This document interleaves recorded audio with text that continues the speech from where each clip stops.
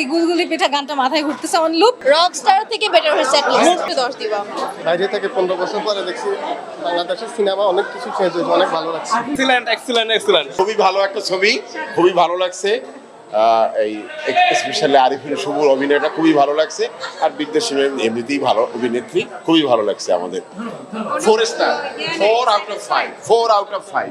দেখেছি মিম আপু আমার বরাবর অলওয়েজ ফেভারিট। আমি তো সবসময় মিম আপুর মুভি আসলে যেটা আমার টার্গেট থাকে যে আমি ফার্স্ট শোটা দেখবো, তো ফার্স্টটা পারি না, আজকে সেকেন্ড শোটা দেখলাম, খুবই ভালো লেগেছে। স্পেশালি গুলগুলি পিঠা গানটা মাথায় ঘুরতেছে অন লুপ, আর স্পেশালি আজিজুল হাকিম তার ক্যারেক্টারটা আমার খুবই ভালো লেগেছে। নতুন একটা গেট আপে তাকে আপনারা দেখতে পারবেন।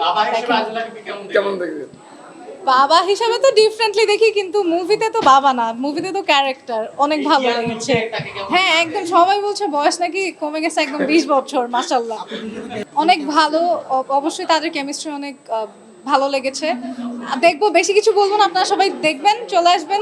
হ্যাঁ অনেক ভালো হয়েছে। আমাদের নায়িকা যে উনি অনেক ভালো অভিনয় করছেন। আরিফিন শুভর হচ্ছে মালিক দেখেছি, খুবই ভালো ছিল, 10 10 দিব।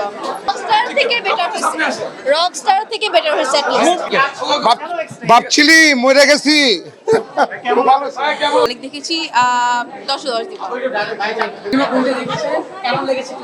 ঈদের ছবি হিসাবে খুবই ভালো ছবি হয়েছে, খুবই এন্টারটেইনিং হয়েছে, খুব ভালো লেগেছে।